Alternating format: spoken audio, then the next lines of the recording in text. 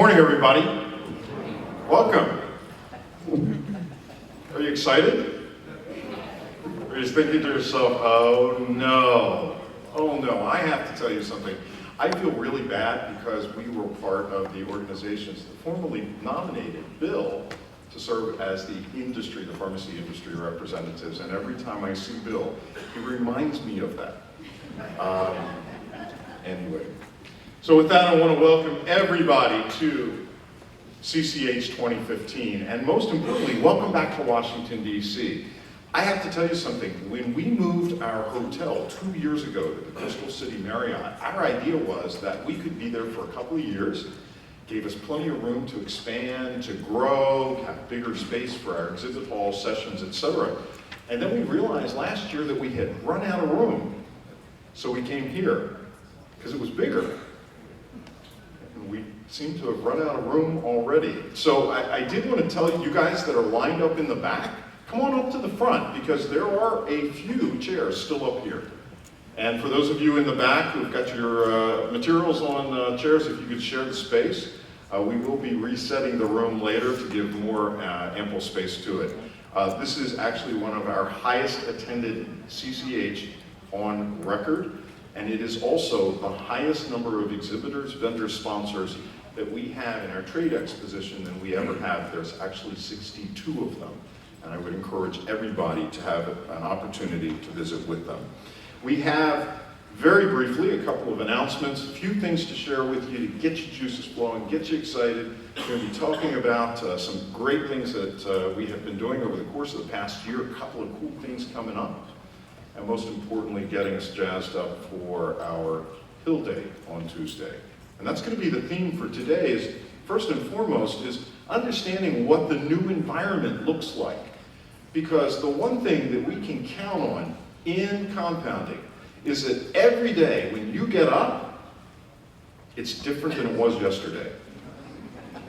How many of you read the Wall Street Journal on a regular basis? Okay. How many of you saw that the FDA went in and inspected NIH? How many of you are aware that NIH, after it identified in its own facility significant lack of compliance with USP 797, had to shut down 46 clinical trials around the United States? Did you know that? Here's something even better. I was under the impression that the FDA was going to be inspecting high-risk compounding pharmacies. And yet, the phone calls I get from you, and Dale gets from you, and Gary gets from you, and we talk about on our board, are folks that are doing non-sterile compounded office use medications. Where every now and then we'll get someone who's doing a couple sterile medications. Do you know why the NIH compounding facility was inspected by the FDA? Were they identified as high risk? Are they on some sort of stratified list that the FDA has put into place? A plan? Do you know why they were inspected? Somebody complained. One of their employees filed a complaint. So if that employee had never complained, no one from the FDA would have walked into NIH. And we have some great hospital-based compounding pharmacists in this room today and at our meeting. But the focus isn't where the majority of sterile compounding is occurring. It's in the eyes of the FDA that people like you are doing bad things and we have to stop them. Now that's important because, as you know, everything that you got in front of you, from your name tag, to your tote bag, to your sippy cup, to your t-shirt, to the Toppy Click booklet that you have, all has this shield. And I'm going to ask you to pick this shield up, both figuratively and literally, and carry this with you for the next couple of days and when you go home, because the theme and the keywords that we use within IACP is defense, protection, promotion, and advance. You got to have the shield up in front of you when people are throwing rocks, and you get behind that shield and you push forward to make change. That's the mindset you need to be in. Because all of these things are swirling around in front of us. Reimbursement challenges, TRICARE, the media expose, we'll talk about this later this afternoon on CBS, about inappropriate marketing. We shouldn't be using compounds because they're not, quote, FDA approved, and the FDA's attempt to stop everything that we do in some manner with an unclear, non-transparent process. We're still dealing with the outfall of NECC, and certainly, as we get into the Memorandum of Understanding, the impact on being able to take care of patients that are in states other than our own. So all of this stuff is swirling. But it's real easy. You know, when Cynthia and I go up on Capitol Hill, when I'm in state offices, when we're working on legislation as an organization, you got to be able to deliver the message really, really fast, because it's a sales process. And you're going to be selling compounds position over and over again. On Tuesday, you're going to be selling compounding's position every single day that you're back in your practice setting. So there it is, real simple. It's what we call the elevator speech, the ability to get it out in under 30 seconds. Actually, if you can do it under 10 seconds, that's even better. That's the sales mentality. First and foremost, there is a clear, continued pattern by the Food and Drug Administration to act without authority, to ignore congressional intent, and to do everything possible to shut down compounding.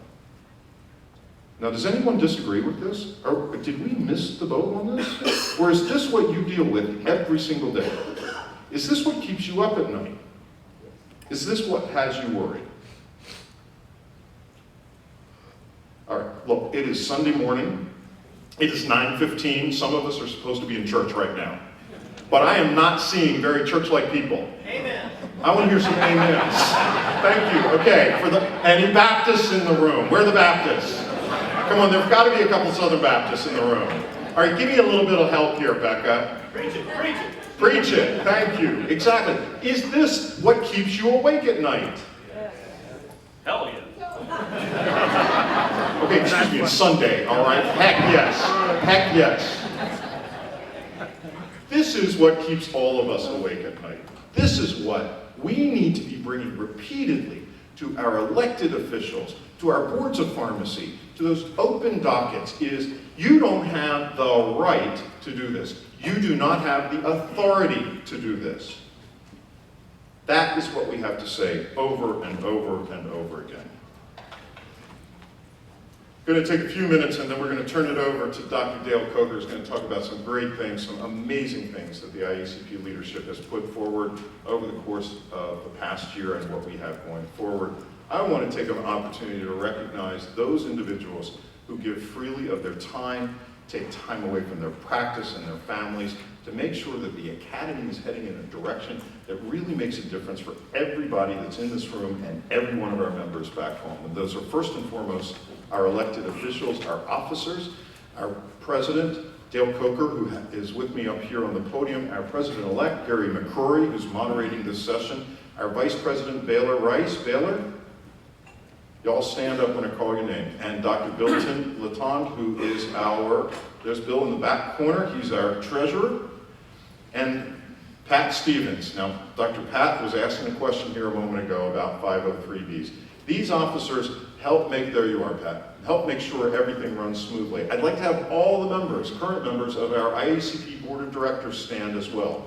These are individuals who also give of their time. We have monthly teleconferences, they serve on committees, they help develop the strategy and the direction for the organization. Every single one of them is someone that is doing it not for themselves, but for all of you in this room. And I'd like to give them a big round of applause.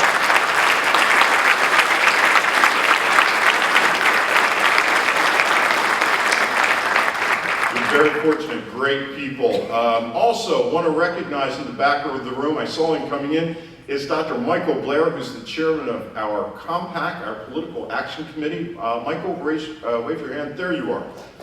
Michael has been phenomenal in helping us raise significant money. Our PAC was formed in 2006 with a grand total of $5,000. Last year, 2014, we were able to give contributions to very specific targeted senators and congressmen who support IACP and the compounding pharmacies agenda of $94,000.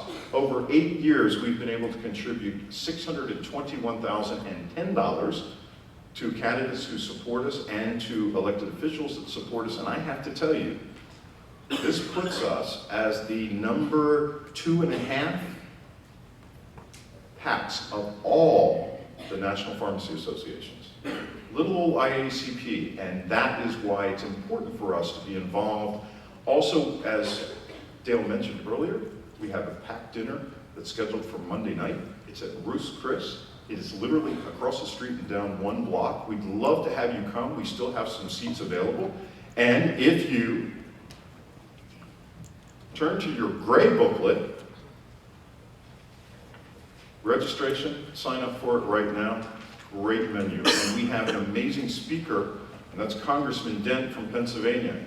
Now, Congressman Dent doesn't serve on any of the major health committees. That's where we're usually arguing FDA issues. But as you can probably tell, there's a reason Congressman Dent is here, because he is on appropriations. And appropriations are the people that give the money to the FDA to do the things that they do to us. Congressman Dent also is directly involved in funding and military issues, AKA TRICARE. So this is an important invitee, and we hope that we have a full house to be able to support him. So Michael, thank you for all the work that you do on behalf of Compact and IACP. Also, tomorrow afternoon at 4 o'clock, the only pharmacist in Congress, Buddy Carter, who was with us last year, who we helped raise funds for, will be here again to talk about his experience as being a pharmacist in Congress and what he thinks that he can do and how we can be more effective in working with our elected officials. So we're going to get a first-hand report from a pharmacist who lives and breathes this every single day. And with that, I'd like to turn this over to President Dale Coker, and Dale's going to be talking about some of the things that we've accomplished over the course of the past year and our directions going forward. So please join me in welcoming our president from Holly Springs, Georgia, Dr. Dale Coker. Dale?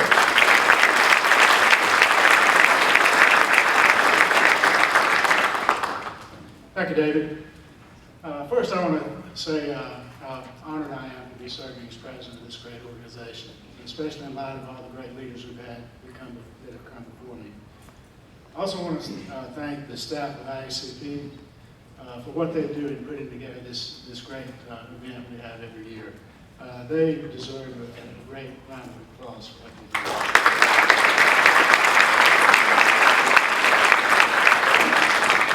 I also want to thank our corporate sponsors, but without them, there's no way we could do this. Be sure to thank them personally when you visit their booths in the exhibit hall. On a personal note, after having served 5 years on the executive committee of the Georgia Pharmacy Association, I said at that time it was the greatest experience I've ever had in my professional career, but I would never do it again. Well, here I am doing it again, but this time it's on to 4 years. So, I'd like to go over kind of what we've been up to since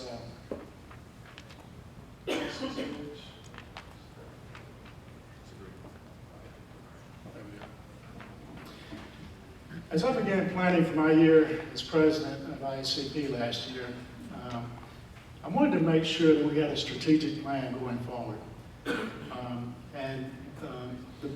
The board voted to have a strategic planning retreat. So we held that in July of last year. There were some characteristics that were identified as we started that process.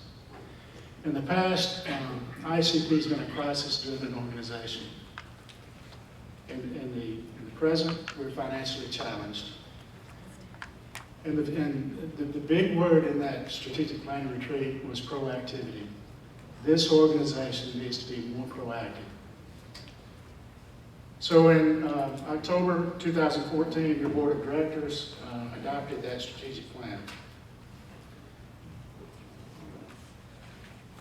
So how are we as an organization is responding to that challenge. And the more important question is, how will each of us respond to that challenge?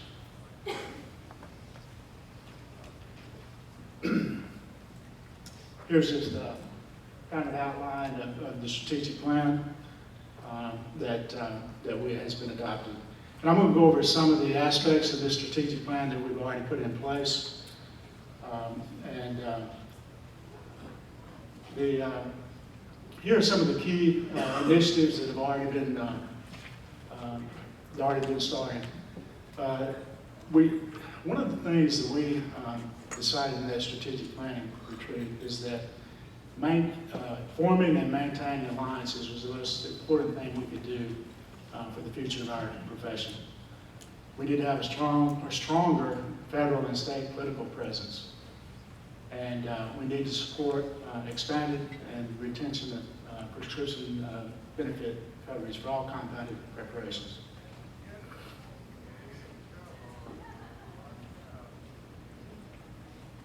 This is one of the most impressive things I've seen since I've been involved with IACP. As I said before, we felt like alliances, coalitions were where we need to go. This is an unprecedented coalition of groups, including AMA, which we've never been able to sit at the table with. All these groups have come together under the umbrella of IACP. Tiny little IACP is heading up this wonderful coalition. And they've been meeting on a regular basis since November. We can't thank Cynthia and David enough for what they've done putting together this coalition. And you know, we're not going to win every battle, but I can tell you, forming these kinds of alliances is going to prove fruitful in the future. So kudos to Cynthia in particular for what she does.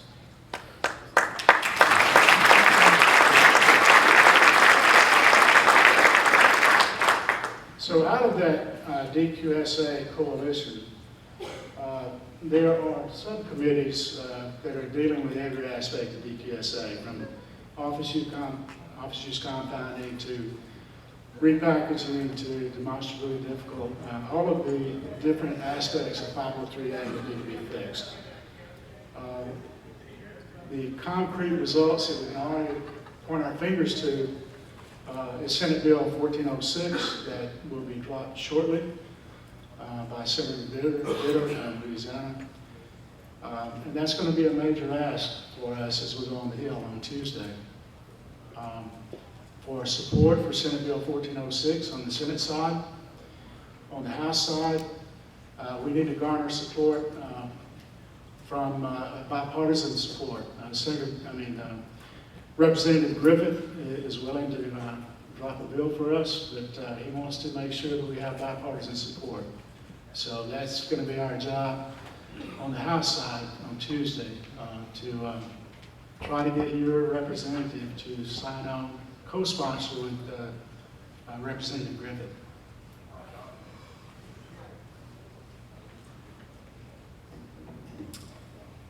As I mentioned, we need to have a stronger federal and state presence. We have a really strong presence federally, and we're working toward being stronger on the state level. We need to grow alliances.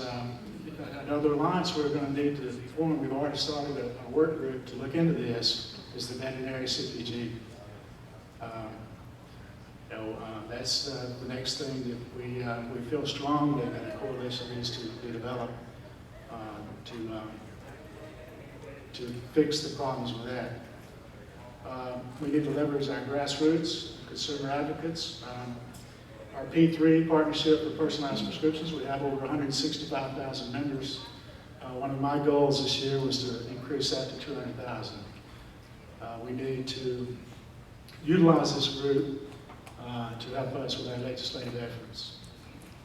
On the state level, we're continually monitoring state legislation. The One of the results that's already come out of that is a bill that has just passed in Louisiana that would curtail some of these marketing activities and kickbacks to doctors and those kind of things that are going on now. So we're excited about that legislation being passed. We're hoping to use that as a model for other states. I think 2 or 3 other states have already looked at the template and how IACP can help them move that forward in their own state.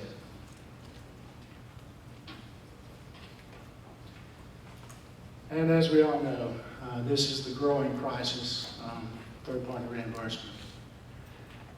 We responded to that in November 2014 and formed a third-party reimbursement committee under the able leadership of Baylor Rice.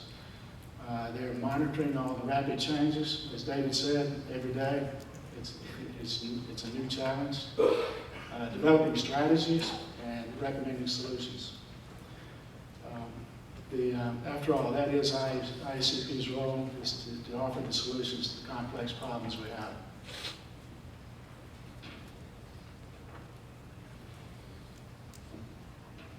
So, let's talk about our future. We, as I said before, I think this organization has always responded well to crisis, but we have never had an ongoing effort to keep this organization viable, and that's what we need to start doing. In that vein, we formed a fundraising committee that's been meeting for the last 3 to 4 months. We have a goal of raising $2 million by December 2016. And you ask why? If you want this to be an organization that's proactive, we're going to have the money. It's pure and simple. You can't wait till a crisis comes along and beg for money.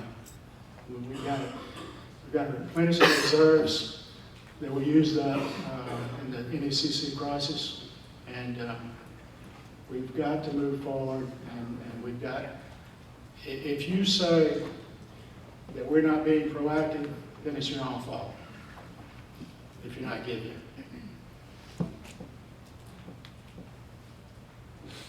It's going to be a comprehensive plan. We're starting a soft launch here at CCH. We are, as I mentioned, we had a strategic planning retreat last July. We're going to have another one in August. We're going to be very specific about how that money is going to be spent. We're going to tie it to the strategic plan, the initiatives we need going forward, and what do we need to do to make this a more efficient organization. We're going to tackle all those issues, and we're going to bring that back to the membership, how we need to spend that money in the future for our viability as compounders. So I have some challenges for you. We have a state challenge. My organization in Georgia, it's a compounding section of the Academy of Independent Pharmacy, is donating $5,000. If you have a state organization that's similar to that, I would challenge you to ask for a similar donation. I have a board challenge.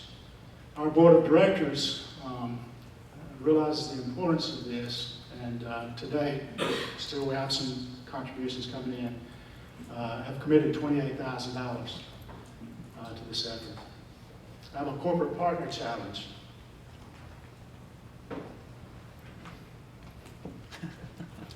Topically is donating $25,000 a year for the next 2 years to this effort.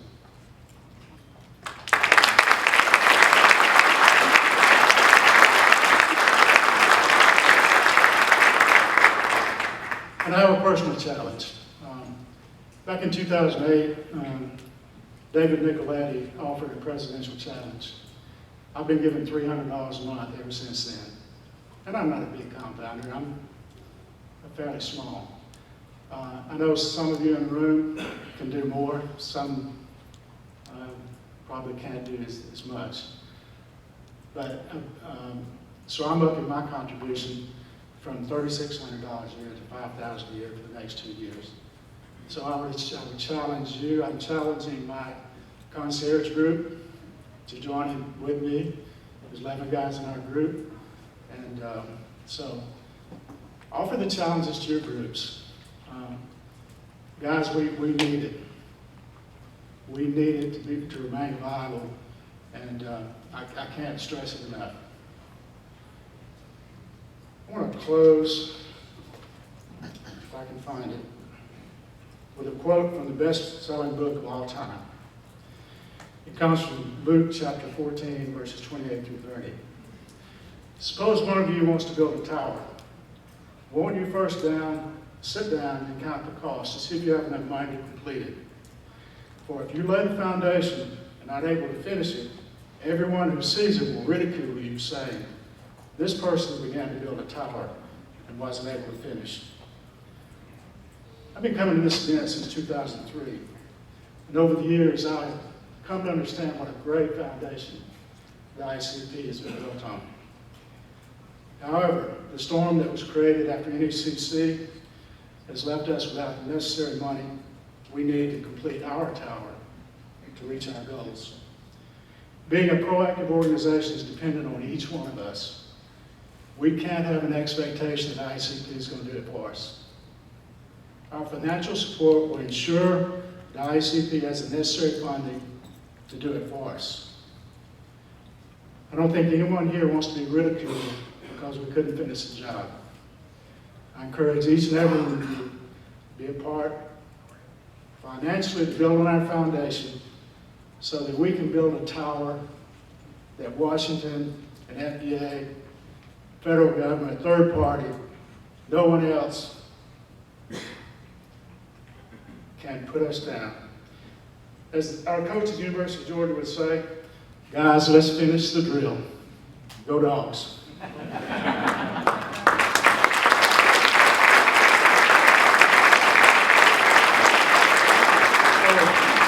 forgot to mention, on the inside of your folder, there is a one fund form. So I encourage each and every one of you to fill that out, make your contribution to IACP. We need your participation, we need your support. Thank you.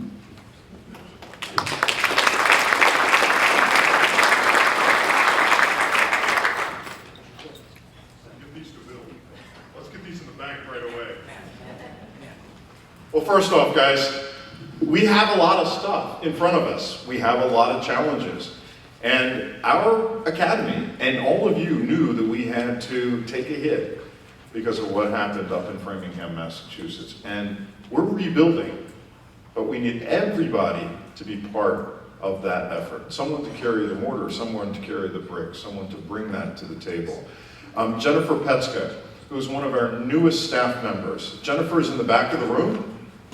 Jennifer is doing two things for IACP. First and foremost, she's our membership director, so if you get a call from Jennifer, she's asking you to stay part of our organization, and I hope every single one of you believes that that is an investment that pays off every single day. In addition, Jennifer is our development officer and is in charge of our fundraising committee along with Dale. So if you see Jennifer, she probably is going to have her hand out. And you can make her really happy by just putting something into her hand. And preferably it will involve a check and a contribution. But the other thing that you need to do is to help her build our organization and our membership. We have compounding pharmacists that don't belong to IACP. So who do you know in your community or in your state that should be part of us? And I'd ask and challenge each one of you.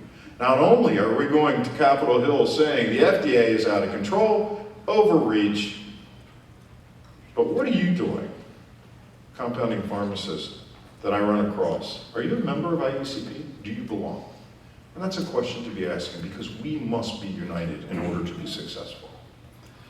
Speaking of being successful and laying foundations, I'd like to call IACP Foundation's president, Dr. Lisa Ashworth, to come up to the front very quickly.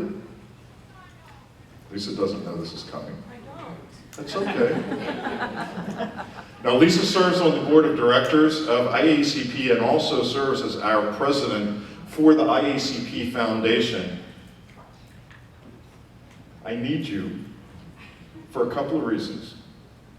First and foremost, we want to recognize the support that the foundation brings to the future of pharmacy by enabling 5 pharmacy students to come to our meeting at Compounders on Capitol Hill and our educational conference. And I'd like to ask each one of the 5 students that are in the room to come on up front. Blake from Colorado, Lauren from Tennessee, Higar from Texas, Derek from Denver, and Maria from Boston.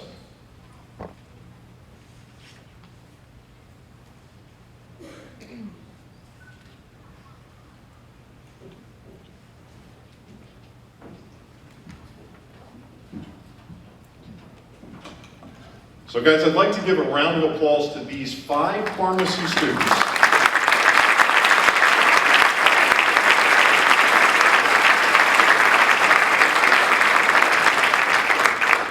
Who of their very own accord applied to the foundation's Fund the Future travel stipend program. That's something that we all fund, that we give money to the foundation in order to be able to do.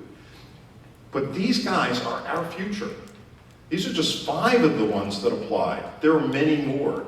And every single one of us in this room, especially if we take pharmacy students as preceptors, have the ability to tell our students, if you see compounding, not only as a career path, but also as a means to help take care of patients, pharmaceutical care, all the stuff that you're learning, medication therapy management, that every single one of you are getting, that's all tied in with compounding. You should apply for this opportunity to come, be politically active, come to our educational conference, and also be educated and aware of what's going on in compounding. So I want to thank all of you.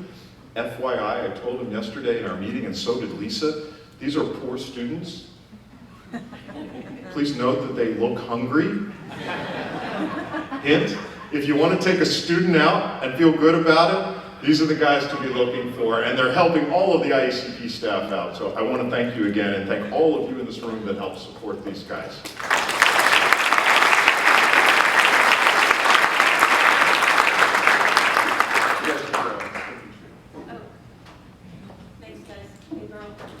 Okay, tonight is RX Mixer.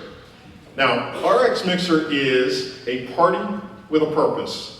And the purpose of RX Mixer is to provide funding to the IACP Foundation for our grants and student programs. This year's theme is an 80s theme.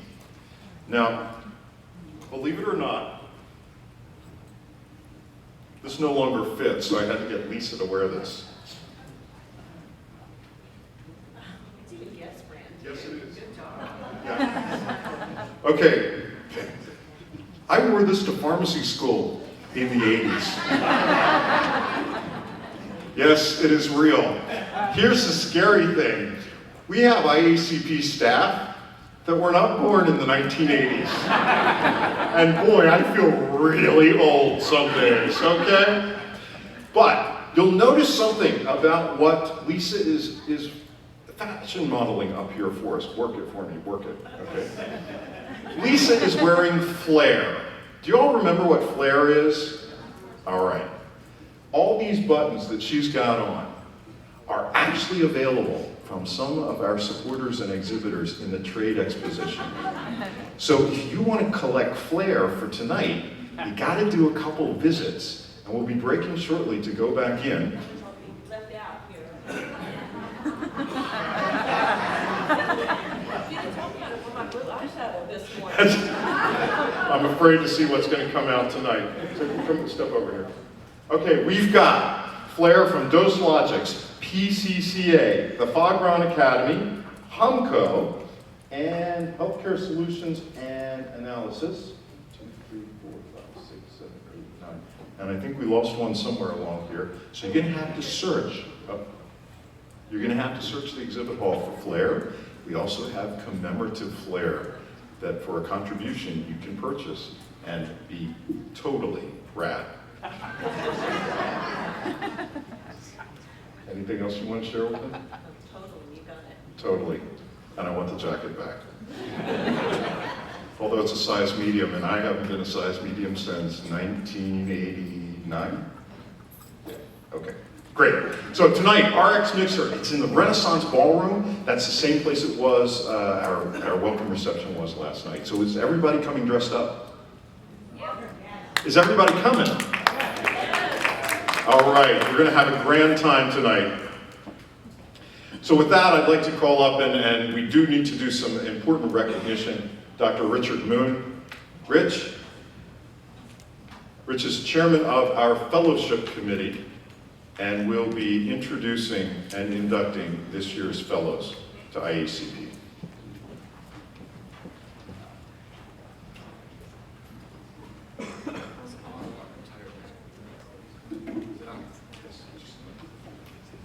It is a long one. Thanks for everybody coming this morning. I too graduated long before the 80s, so I need to use these to read what I'm supposed to say. Okay. We only have one fellow. Is it too loud again? Is it too loud? Should I whisper? Anyway. We have one fellow to induct today, Douglas Higgins from Doug's Pharmacy. I'll call you up in a minute. Paxton, Illinois. The fellowship process in general is a pretty rigorous review. Fellowship for the Academy was started in 1997. It was designed to distinguish and recognize pharmacists who took that extra step above and beyond what was required of folks. This was before PCAB, this was before NABP had their inspection, this was before the regulatory headaches that we're all living under today. So this is a group of fellows that got together a couple of decades ago and said, we want to be recognized as adhering to the code of ethics and put the best foot forward for the Academy. So, with the advent of everything that's gone on in the industry, fellowship has been changed a little bit here and there. So, the board of directors authorized a change that is actually pretty significant for us. It used to be a renewable process, and in fact, we used to market it as the only non-permanent fellowship that you had to apply for and make sure that you submitted evidence of keeping with the standards. Well, obviously now with the inspections and with the things that are going on, again, PCAB, NABP, state, federal, all the regulatories, the need for continually verifying that piece isn't really relevant. So the board has authorized a change to make sure that as a fellow now when you're inducted, you are inducted for the life of your IACP tenure. So the fellowship does not expire. There's no fees that go with it. It's basically an application and award process. It's a pretty rigorous review. And it is not a given that if you fill out the paperwork, you're going to be accepted as a fellow. These are people that we want to wrap our arms around and say, hey, these are the ones we look to as the best and the brightest in our profession. And the only thing that you need to do is you got to adhere to the code of ethics, and you have to be a current IACP member. All right, so if I could ask all of the current fellows in the room to stand and be recognized. So these are the people.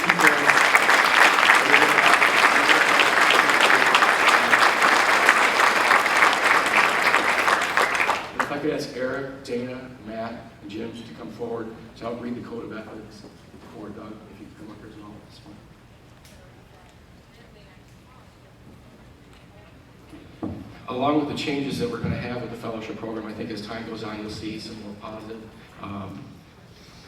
some more positive things that the fellows are going to be doing and use as a group.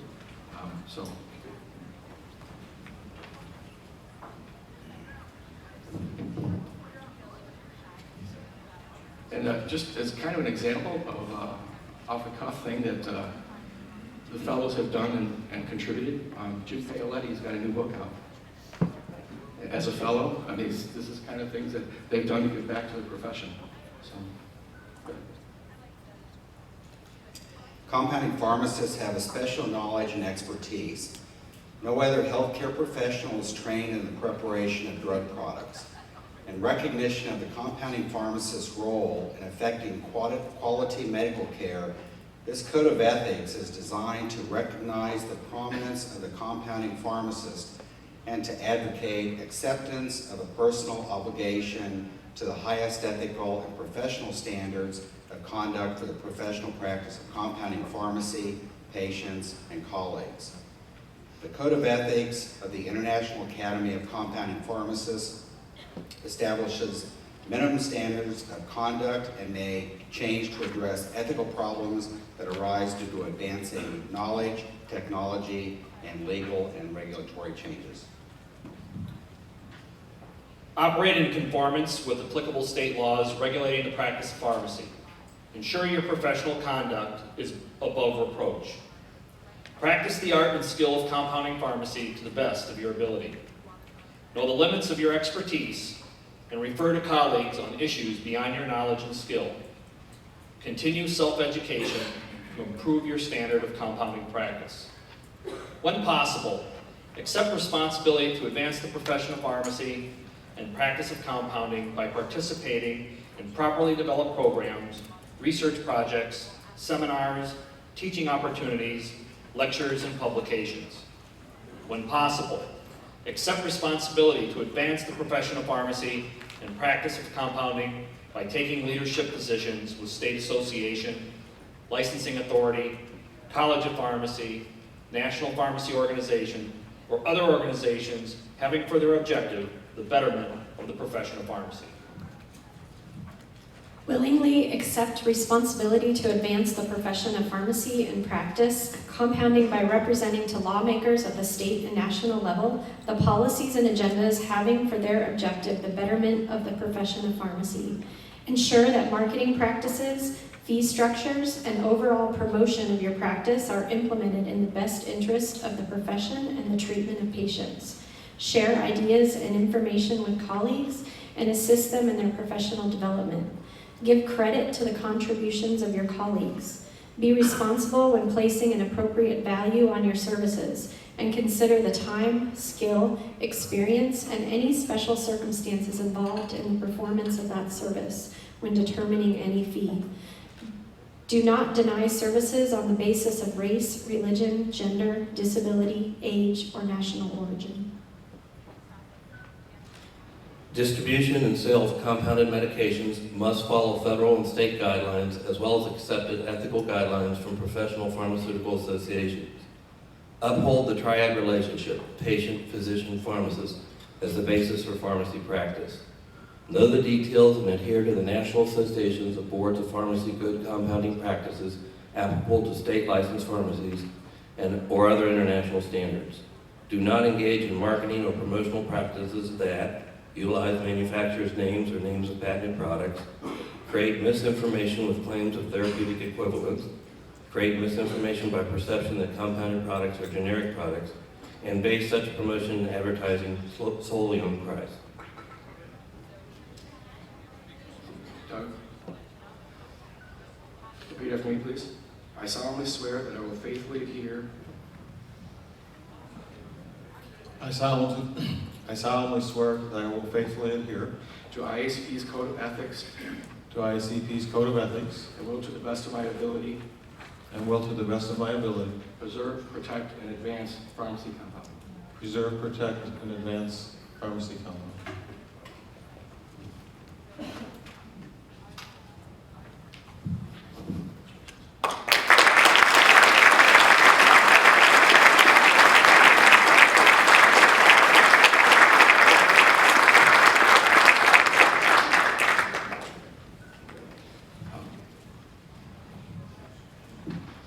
One last thing, I know we're coming up on a break. If I could have the fellows over at the IACP booth for a photo op, I'd like to get a picture of all you guys. Thank you.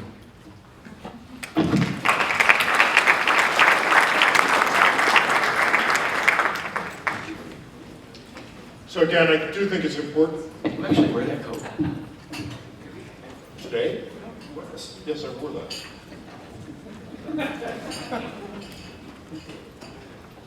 And you know what, as a fundraiser, maybe somebody will pay me to wear it later. How about that? All right. I did want to take an opportunity, not only do we have IACP fellows that are here in the room, but we have a number of practitioners who have been fellows of the organization. As Rich said, this is a significant change to our program. If you apply and are accepted as Doug was today, and also as Dr. Lucy Haysbrook will be inducted at our educational conference. Lucy is from Alabama. This becomes a part of your permanent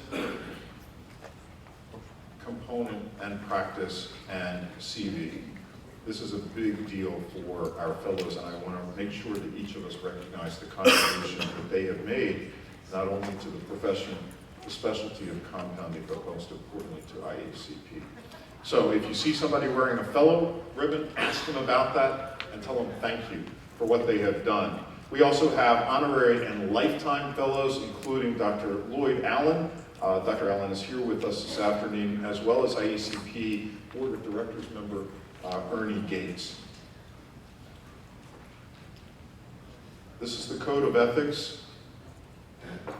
Now, ordinarily we don't share this during CCH.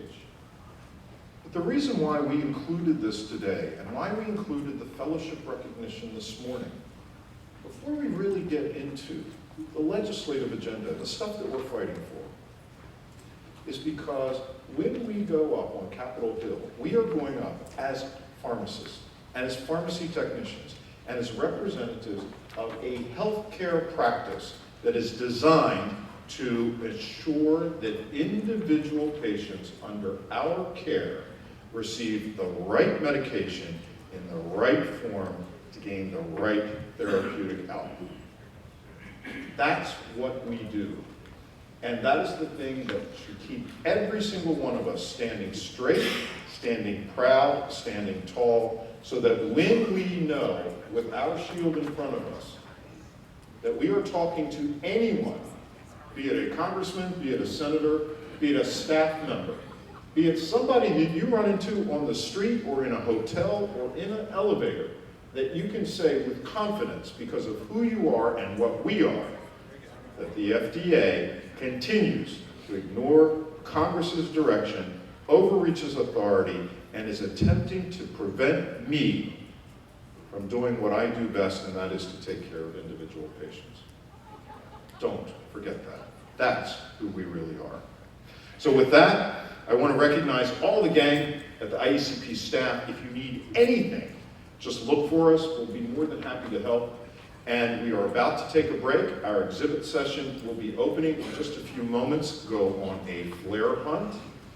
But I do need to ask you, when you come back into this room, we are going to have Dr. Christopher Cush of Soapbox Consulting to walk us through our legislative ask documents, skill sets to be a good, effective advocate. We are going to be shifting you up a little bit and asking you to be sitting at tables that are close to where you are supposed to be. So just wanted to let you know that. You may find that you have been, had your stuff moved. So take your items with you. We'll be doing a refresh. Please be back in the room at 10:30.